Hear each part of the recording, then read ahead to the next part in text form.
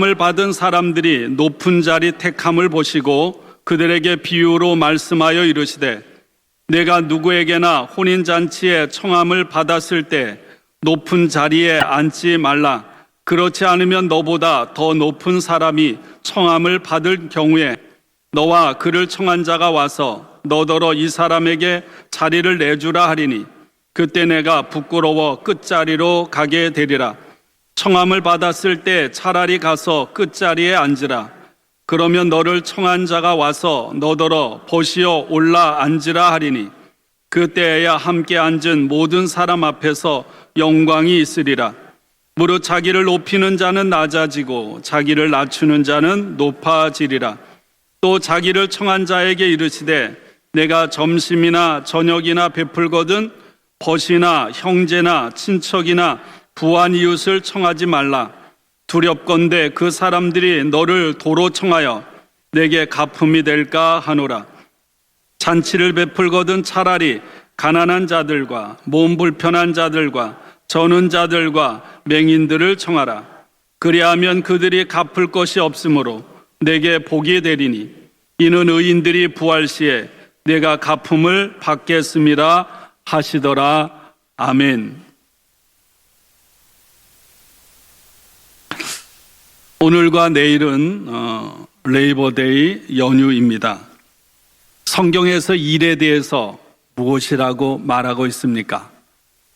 창세기에는 죄를 지음으로 인해 임한 저주로 나오지만 그러나 성경 전체에서는 일은 그렇지 않습니다. 우리가 하는 일은 단순히 먹고 살아가기 위한 밥벌이 수단이 아니라 소명이라는 것입니다. 우리 자신을 나만을 위해서 일하는 것이 아니라 오늘도 나를 불러주시고 나에게 맡겨주신 그 하나님 그분에게 순종할 때 우리가 하는 모든 일은 사명이 되는 줄로 믿습니다. 일은 하나님께서 우리 모두에게 주신 최고의 선물이고요. 우리는 일을 통해서 삶의 진정한 의미와 목적을 성취하는 줄로 믿습니다. 하나님께서 계속해서 일하지 않았습니다. 6일 동안 일하신 후에 쉬셨습니다. 하나님이 피곤하거나 쉼이 필요하기 때문에 쉬신 것이 아닙니다. 하나님의 형상을 따라 지음받은 사람들, 하나님의 DNA를 가진 사람들을 위해서 창조주 하나님은 그렇게 우리로 하여금 쉬라고 매뉴얼을 만드신 것입니다. 우리가 일을 하면서도 정기적으로 일을 멈추고 무엇보다 하나님 앞에 예배를 드리도록 지음받은 존재입니다. 쉼을 통해서 우리가 일한 것을 바라보고 또 즐거워하고 기쁨을 누리도록 하신 것입니다. 그렇게 해야만 하나님께서 만드신 우리의 삶이 온전히 유지될 수 있기 때문입니다. 세상 가운데서 열심히 일하다가 주님 앞에 나와 예배드리는 여러분들 한 분 한 분을 주님의 이름으로 축복합니다. 성경 특별히 복음서에는 잔치, 식사 장면이 참으로 많이 나옵니다. 여러분, 전통적으로 우리는 가족이라는 말을 쓰는데요. 가족이라는 말도 일본 사람에 의해서 만들어진 것입니다. 우리는 통상 어떤 말을 쓰나요? 식구. 식구는 뭐죠? 한솥 밥을 먹는 사람. 한솥에 만들어진 밥을 먹는 사람이 식구입니다. 교회 공동체도 그런 점에서 확대된 식구입니다. 그래서 식사 장면이 참 많이 나오는데 특별히 누가복음에는 마태, 마가, 요한복음과 달리 식사 장면이 많이 나옵니다. 누가복음은 크게는 두 가지의 축으로 두 가지의 흐름으로 구성되어 있습니다. 하나는 여행입니다. 누가복음 9장 51절부터 19장 41절까지는 예수님께서 갈릴리에서 예루살렘으로 여행하는 이야기입니다.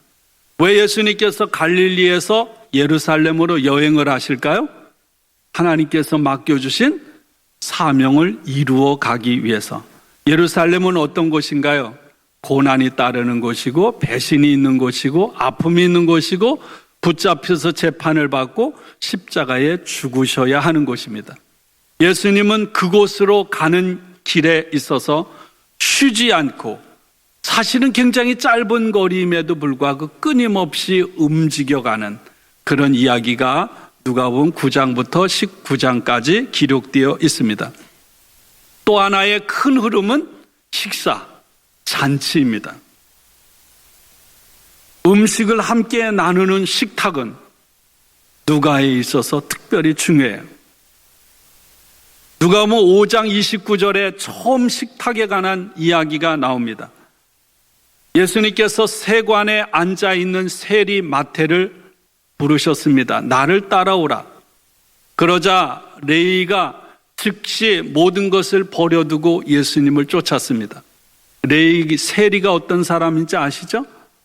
백성들의 세금을 거두어서 로마 이방인에게 바치는 정말 매국노 같은 사람. 그래서 이들은 하나님 앞에 제사도 드릴 수가 없었습니다. 왜? 이방인과 접촉하는 부정한 사람이기 때문에. 그 레위가 잔치를 마련하고 예수님을 초청했습니다. 그 잔치집엔 누가 갔을까요? 바리새인, 서기관, 제사장, 경건한 유대인이 갔을까요? 부정한 집에 갈 수가 없죠. 그러니까 어떤 사람이 갔겠습니까? 세리 같은 사람들, 죄인들이 그 잔치에 참여했을 것입니다. 누가복음 7장 31절에 또 식사에 관한 이야기가 나옵니다. 경건하다고 하는 바리새인은 예수님에게 꼬리표를 붙였습니다. 프레임을 씌운 거죠. 먹보, 술주정꾼, 다른 말로 말하면 먹기를 탐하는 자, 포도주를 즐기는 사람. 다른 말로 말하면 뭡니까? 예수는 부정한 사람이라는 거예요. 가까이 해서는 안 되는 사람이라는 꼬리표를 붙였습니다. 오늘 누가복음 14장의 잔치에 관한 이야기가 4개가 나옵니다. 그리고 누가복음 15장에는 탕자의 비유, 집 나간 아들을 기다리는 아버지 비유, 둘째 아들이 죽었다가 돌아왔을 때 아버지가 뭘 하죠? 잔치를 베풀죠. 동전을 잃어버렸습니다. 다 온 집안을 다 뒤집어 엎어서 찾고는 뭐 하죠? 사람들을 불러다가 잔치를 베풉니다. 마지막으로 누가복음이 24장으로 이루어져 있는데 누가복음 24장에는 예수님이 십자가에 달려 죽으시고 예수님의 두 제자가 시류와 좌절과 절망에 빠져서 엠마오 마을로 내려갑니다. 근데 그 여행 중에 예수님께서 찾아오셔서 그 제자들과 함께 걸어가셨고요. 그리고는 어떻게 하나요? 어느 주막에 들러서 함께 떡을 떼는 순간 두 제자는 믿음의 눈이 열려서 바로 앞에 있는 분이 부활하신 주님임을 보게 됩니다. 누가복음 24장의 마지막은요, 이 누가복음의 큰 흐름이 여행과 식사가 마지막에는 하나로 합쳐지고 있는 거예요. 그런가 보다 하시면 됩니다. 이렇게 구성이 되어 있어요. 여러분, 옛날이나 오늘날이나 여러분 식사, 밥을 같이 먹고 그 밥을 먹으면서 교제하는 건 참 중요합니다. 신앙적으로도 신앙의 사람이 함께 만나 교제하는 것. 여러분, 사업을 위해서도 함께 만나서 먹고 마시는 것이 얼마나 중요한 의미를 갖는지 제가 설명을 안 드려도 알 거예요. 아무나 함께 먹지 않죠? 제가 지난 월요일부터 목요일까지 우리 김지수 전사님과 더불어 선교 훈련인 카이로스 세미나에 다녀왔습니다. 여러 가지 일주일 내내 배우고 숙제하고 그러면서도 이슬람들이 예수를 영접한 사람들, 그들은 자신들의 문화로 어떻게 예배를 드리는지, 이슬람인들, 기독교인들이 예배 드리는 것을 그들의 옷을 입고 모자를 쓰고 절을 하고 그렇게 얼마나 새로운지 몰라요. 그런 걸 했고요. 그리고 또 인도 사람들이 자신의 음식을 먹는 거, 치킨 카레를 난이라고 하는 거, 똘띠아 같은 난을 함께 먹으면서 둘러 앉아서 식탁 교제를 나누었습니다. 여러분, 아시아권에서 한국, 중국, 일본만 숟가락, 젓가락을 쓰고요. 나머지는 다 손으로 먹습니다. 중동은 당연하고요. 아프리카도 손으로 먹습니다. 더럽죠? 더러울까요? 그 사람들은요, 우리를 그렇게 생각합니다. 아무리 씻고요, 우리도 매주일 씻고 뜨거운 물에 삶거든요. 아무리 씻고 삶아도 수많은 사람들의 입으로 들어갔다 나온 숟가락, 젓가락을 쓰는 것, 그게 어떻게 깨끗하냐는 것입니다. 손은 누구의 입으로만 들어갈까요? 내 입으로만 들어가거든. 그런 면에서 더 깨끗하다. 왼손은 사용하면 안 되죠? 왼손의 용도가 있으니까. 그래서 아이들 머리를 왼손으로 쓰다듬으면 큰일 납니다. 제가 인도네시아 갔을 때도 그 주의사항을 주더라고요. 왼손은 화장실 같은 걸 보는 거예요. 더럽죠? 근데 여러분, 그들의 선교사님들의 보고를 들어보면 그들만큼 그렇게 효과적으로 깨끗하게 하는 방법이 없다 그래요. 우리가 지혜로운 것 같지만 그들의 입장에서 보면 우리들이 어리석은 거예요. 밥을 둘러 앉아서 손으로 먹는데 난과 커리와 그 알랑비 같은 밥을 이렇게 손으로 비벼서 이렇게 으깨서, 그리고는 손으로 이렇게 뭉쳐서 엄지손가락으로 이렇게 딱 털어놓으면 쏙 들어가요. 그리고 손가락을 빨아서 먹는, 손가락 빨아먹는 맛이 정말 맛있어요. 여러분, 손가락으로 먹어봤어요? 우리도 한번 그래봤으면 좋겠어요. 손으로 먹는 맛이 얼마나 새로운지 말이에요. 어른들 김치 쭉쭉, 권사님들 쭉쭉 찢어서 이렇게 싸서 먹는 그 맛, 그리고 이렇게 하는 맛이 얼마나 좋은지 말이에요. 정말 더럽지 않아요. 그러니까 우리의 기준으로 본다는 것이 절대 기준이 아닌 거죠. 그런 방법을 가지고 선교지에 가야 돼. 그 사람들의 문화 속으로 그들의 마음을 얻어야만 선교가 되는 거기 때문에 이런 훈련을 하더라고요. 누가복음에 크게 4개의 잔치 중에 오늘 말씀은 2가지 잔치의 비유의 말씀입니다. 오늘 본문 1절은 이렇게 시작돼요. 어느 안식일에 예수께서 어떤 바리새인 지도자의 집에 식사하러 들어가셨다. 사람들이 예수를 계속 주시했다. 여러분, 복음서의 바리새인들이 하는 일은 뭔가요? 틈만 나면 예수를 염탐하고 엿보는 거예요. 함정에 빠뜨려서 고소할 기회를 찾는 거예요. 7절입니다. 예수께서 손님들이 상석을 선택하는 것을 보시고 잔치에서 유심히 지켜본 거예요. 그리고 비유의 말씀을 하셨습니다. 비유라고 말씀하세요. 비유라는 게 뭘까요? 겉으로 드러나는 이야기만이 아니라 그 이면에 본래의 의미를 가지고 있다는 거죠. 그게 비유인 거죠. 예수님이 어느 바리새인의 집에 식사 초대를 받았습니다. 그 식탁에는 상석이 있었고 끝자리 말석이 있었습니다. 어느 자리에 앉는가 하는 문제는 그 사람의 지위와 관계가 있습니다. 그러면 사람들은 할 수만 있다면 어디에 앉고 싶겠어요? 상석에 앉기를 원했습니다. 상석은 그 잔치를 초대하는 주인과 가까운 것이에요. 이 주인은 곧 하나님이라고 할 수가 있고요. 초대받은 우리는 오늘 여기에 나오는 초대받은 사람들이라고 할 수 있어요. 하나님을 믿는 바리새인들은 모두가 다 하나님의 눈에 드는 자리를 차지하려고 안달이었습니다. 그곳에 모인 바리새인들은 한결같이 하나님, 우리는 율법을 잘 지키고 정결하기를 잘 합니다. 이것을 사람들에게 보여주기를 아주 안달을, 사람들에게 주목을 받고 싶었던 거예요. 여러분, 마태복음 5장의 기도에 대해서도 말하죠. 너희가 기도할 때 바리새인과 서기관처럼 길거리에 서서 모든 사람이 주목해 보듯이 좋은 옷을 입고 하늘을 바라보면서 중얼거리지 말라 그랬어요. 그러면 높은 자리에 앉는 사람만 그랬을까?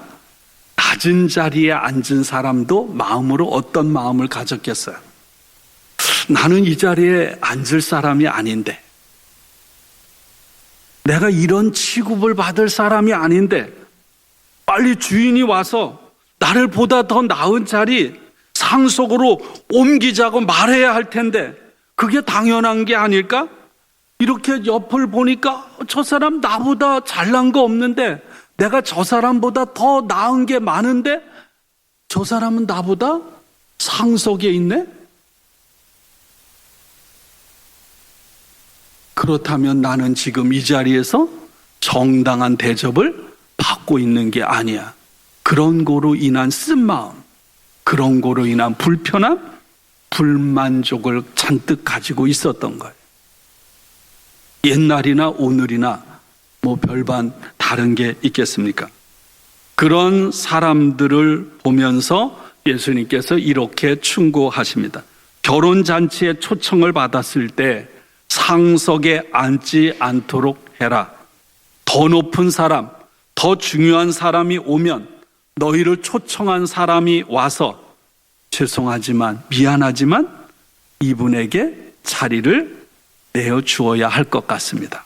그럼 그 사람은 당황하면서 어디로 갑니까? 다 자리를 차지하고 앉아 있으니 어디로 가요? 맨 끝자리로 가게 되는 거예요. 반대로 맨 끝자리에 가서 앉아 있으면 밖에서 손님을 맞이하다가 주인이 들어와서 그분이 맨 끝자리에 앉는 걸 보고 당황해서 친구요, 어찌하여 여기 앉아 있습니까? 일어나서 나와 함께 저 상석으로 가십시오. 이렇게 말할 거라는 거예요. 그러면 그 잔치에 초대받은 사람들이 보는 앞에서 뭐를 받을 것이다? 존경을 받게 될 것이다. 그러면서 예수님은 11절에서 이런 결론을 맺습니다. 무릇 자기를 높이는 자는 낮아지고 자기를 낮추는 자는 높아지리라. 이것이 예수님의 말씀이에요. 예수님은 이 비유를 통해서 예수님의 제자들, 하나님의 사람들이 가져야 할 최고의 모습, 그것이 무엇인지를 가르쳐 줬습니다. 바로 겸손입니다. 겸손. 겸손이라고 하는 것이 무엇일까요? 여러분, 우리는 하나님 앞에서 나 자신을 낮추면 하나님께서 우리를 높이십니다. 그러나 하나님 앞에서 우쭐대고 우리 자신을 높이면 하나님은 우리를 낮추시는 줄로 믿습니다. 예수님 당시에 율법 교육을 받은 사람들, 대표적으로 바리새인들을 비롯한 힘과 권력과 명예를 가진 사람들은 하나님이 보시기에 우리는 가난한 사람들, 율법을 제대로 지키지 못하고 살아가는 사람들, 율법이 뭔지 공부할 기회조차 갖지 않은 사람들에 비해서 우리는 월등하고 그들과는 섞여서 상종할 수 없는 사람이라고 그렇게 생각했어요. 그럼 이것이 오늘 우리가 살아가는 세상의 구조이기도 합니다. 겸손이라고 하는 것은 다른 사람들을 나보다 더 낮게, 더 존귀하게 여기는 마음가짐입니다. 겸손이라고 하는 것은 다른 사람들을, 내 옆에 있는 사람을, 나와 만나는 사람을 하나님의 형상을 따라 지음받은, 하나님의 사랑을 받는, 하나님께 존귀한 자라고 하는 그 마음, 그 눈, 그 생각으로 그 사람을 하나님 대하듯이 하는 사람이 바로 겸손한 사람임을 믿습니다. 원래 초대교회 당시 2000년 전에 겸손이란 말은요, 일반 사람들에게 쓰여진 말이 아닙니다. 겸손이란 말은 원래 헬라어로는 비열하다, 비굴하게 납작 엎드려 긴다, 이런 경멸적인 언어입니다. 겸손이란 말은 그 시대에 누구에게 붙여진 이름인가? 노예들에게 붙여진 이름입니다. 일반 사람들에게는 겸손이라는 것이 미덕이 아니었어요. 제가 일부에도 그런 얘기 했어요. 오래전에 몽고메리의 부흥에 갔을 때 거기는 남부군, 이 미국 독립전쟁의 남부군의 핵심입니다. 그 거기에 청사가 있고요. 뭐 백악관이 있는 거죠. 남부군의 백악관. 그리고 거기엔 관공서에도요. 미국기와 더불어 남부군 기가 같이 걸려 있어요. 그 관공서 백악관 같은 건물에 한결같이 다 손잡이는 이 허리보다 낮은 곳에 있어요. 왜 그럴까요? 문을 지키는 노예들이 어떻게 해야 돼? 건장한 노예들이 주인이 백인이 들어오면 납작 엎드려 허리를 굽혀야 하는 거예요. 노예들은 그래야 하는 것입니다. 그런 세상 가운데서 예수님께서 이렇게 말했죠. 나는 온유하고 마음이 온유하고 겸손하니 나의 멍에를 메고 내게 배우라. 그리하면 너희 마음이 쉼을 얻으리니 이렇게 말씀하신 거예요.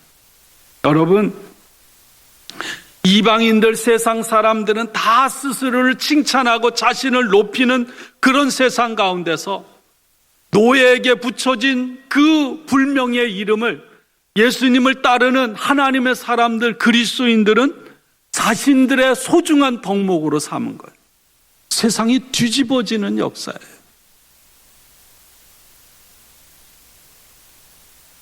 예수님 당시에도 오늘날에도요, 기브 앤 테이크 멋있잖아요. 네, 여러분, 기브 앤 테이크는 영원히 만족이 없어요. 왜 그런지 아세요? 언제나 주는 사람은 적게 주려고 하고 많이 받으려고 하는 게 기본입니다. 그것이 이루어지지 않기에 서운한 거예요. 불만이 있는 거예요. 그리고 여러분, 이 기브 앤 테이크의 문화는 영원히 만족이 없어요. 예수님 당시에 그리스 로마의 문화는 다 주고받는 문화였습니다. 일반적으로 누가 선물을 주거나 잔치에 초대를 하면 어떻게 해야 되나요? 짧은 시간 안에 나도 그에 걸맞는, 아니면 그거보다 조금 더 넘치는 선물을 보내야 하고, 그리고 나도 그에 걸맞는 풍성한 잔치를 열어놓고 그 사람을 초대해야 하는 것입니다.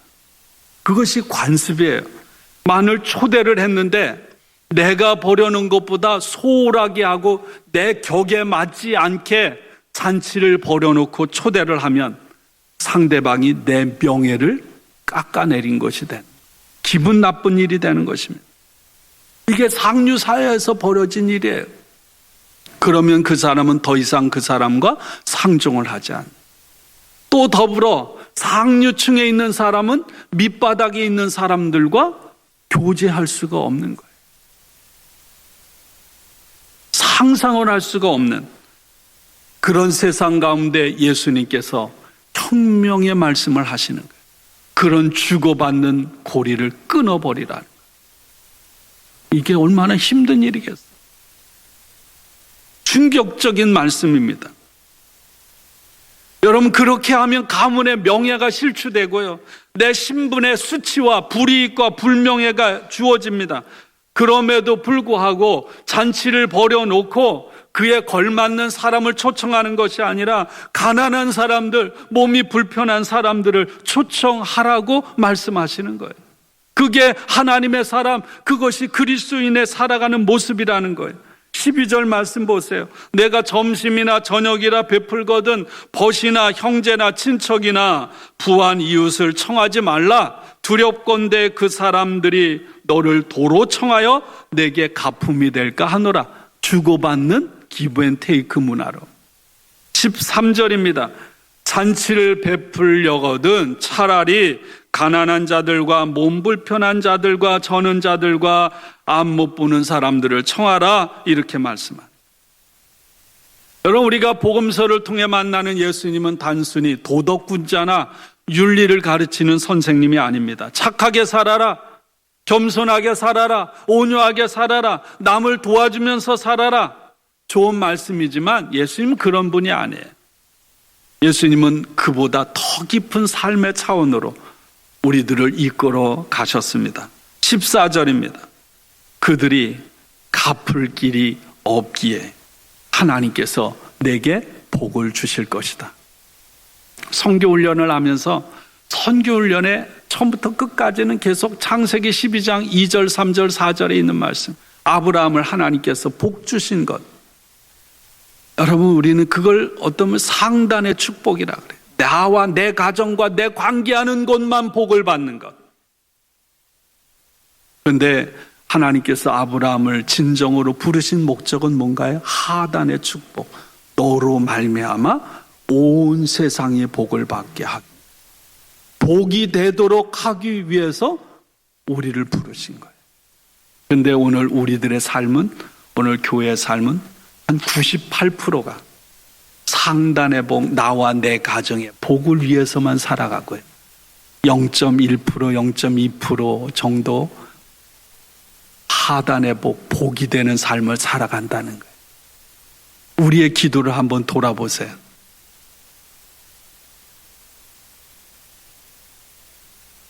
예수님께서 이런 사람들을 잔치에 초청하라고 말씀하신 이유는 분명합니다. 왜? 그 사람들은 갚을 능력이 없기 때문이다. 그러므로 그 사람들이 되돌려 갚을 능력이 없기 때문에 그 사람들이야말로 진정으로 축복할 권리가 있는 사람이라. 그럼 오늘 이 말씀이 저와 여러분을 살리고 새롭게 하는 주님의 혁명적인 살아있는 말씀이 되기를 원합니다. 그러면서 예수님이 이렇게 말해요. 그러면 갚을 능력이 없는 사람에게 그렇게 하면 나에게 돌아오는 게 없잖아요.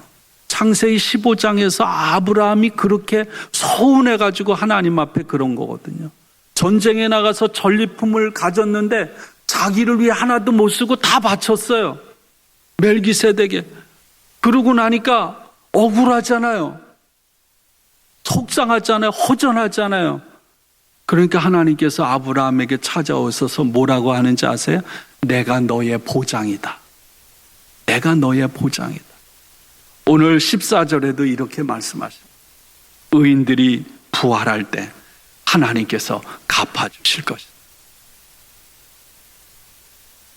여러분, 세상의 기브 앤 테이크의 시스템을 따라서 내가 이렇게 했으니까 상대방이 이렇게 하지, 그런 보상을 기대하지 말고 그런 계산을 아예 내려놓으라는 거예요.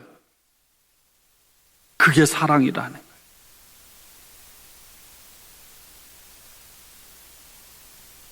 그게 그리스도인의 삶이라는 것입니다.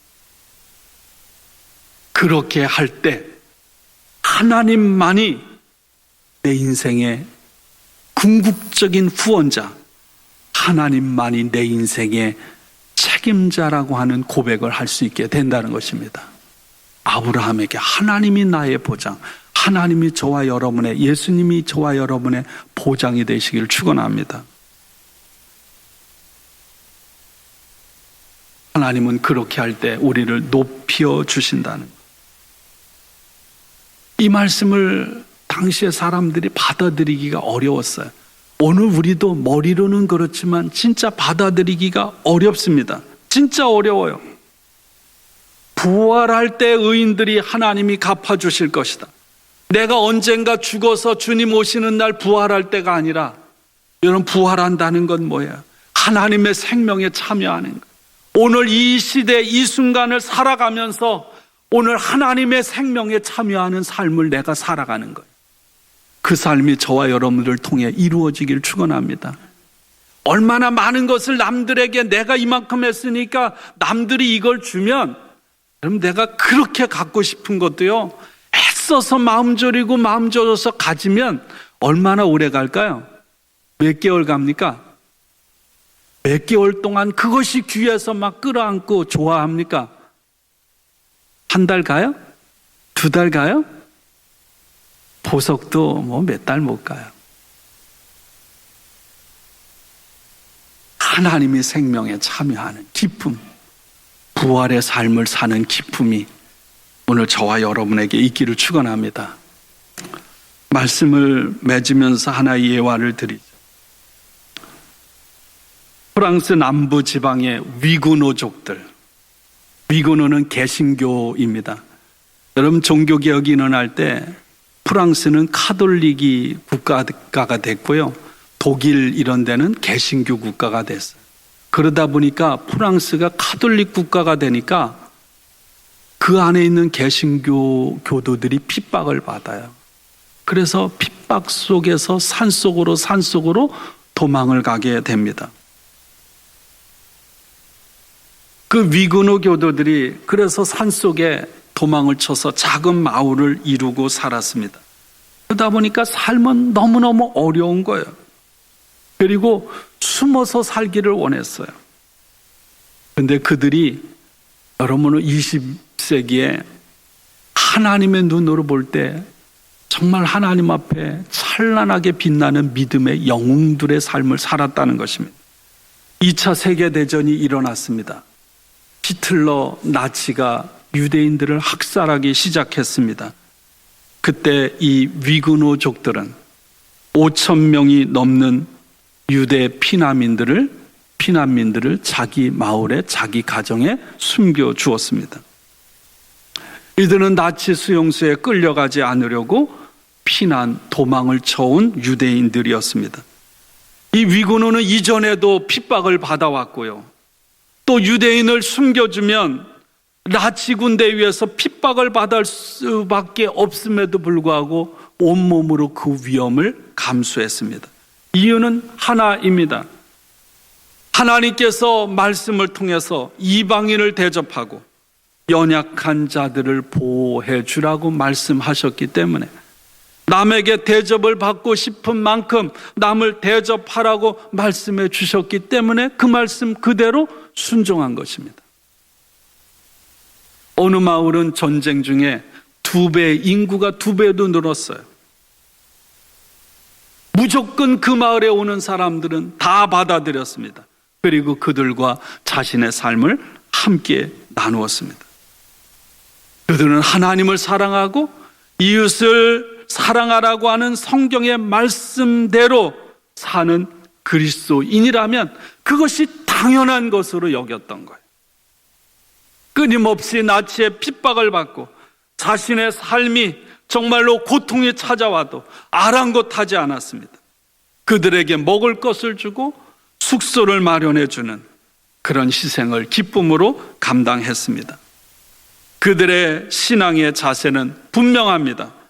하나님께서 자신의 마을로, 자신의 품으로 이 유대인들을 인도하셨다는 믿음입니다. 하나님께서 그 억압받는 사람들을 돕고 이방인들과 나그네를 대접하라고 말씀하심에 순종할 따름이었습니다. 여러분, 바리새인이 하나님 앞에서 정결하고 거룩한 것이 아니라 바로 하나님의 말씀에 철저히 순종해서 주님을 따르는 이들은 하나님 앞에서 정결하고 흠이 없는 온전한 경건을 실천한 줄로 믿습니다. 하나님은 저와 여러분들이 이 땅에서 자랑하는 동안 겸손하기를 원하시는 줄로 믿습니다. 더불어 하나님은 이 땅에서 살아가는 동안 저와 여러분들이 환대의 삶을 살기를 원하시는 줄로 믿습니다. 누가복음 14, 15장은 바리새인들을 향해 주시는 말씀입니다. 바리새인들은 스스로가 하나님 나라에 가까이 있다고 생각했던 사람들입니다. 그리고 실제로 그들은 많은 사람들에게 존경을 받았고 또 많은 면에서 좋은 점들도 가지고 있었습니다. 그럼에도 불구하고 겉으로는 그들이 하나님 나라에 가까운 사람처럼 보였지만 실제로는 하나님에게서 거리가 먼 사람들이었습니다. 왜? 자신들이 주목받기를 원하고 실제로는 하나님께 관심이 없었기 때문입니다. 사랑하는 여러분, 오늘 주님 앞에 나왔습니다. 오늘 저희들이 성만찬을 통해서, 예배를 통해서 하나님 나라 잔치에 참여했습니다. 여러분, 예배는 하나님 나라 잔치예요. 성만찬은 하나님 나라 잔치입니다. 예배가 끝나고 함께 식사하는 것은 연장된 하나님 나라의 잔치입니다. 주님께서 죽으시고 그 희생으로 말미암아 우리는 하나님의 나라 잔치에 참여하는 하나님의 자녀가 된 것입니다. 사랑하는 여러분, 오늘 성찬을 분급받고 예배를 드리고 삶의 자리로 나아가는 저와 여러분들, 하나님 나라에 참여하는 기쁨이 매일매일 저와 여러분의 삶을 통해 구현되기를 원하고, 저와 여러분들 통해 이 사랑이, 이 향기가, 이 겸손이 흘러가는 우리 모두가 되기를 주님의 이름으로 축복하고 축원합니다. 우리 함께 기도하겠습니다.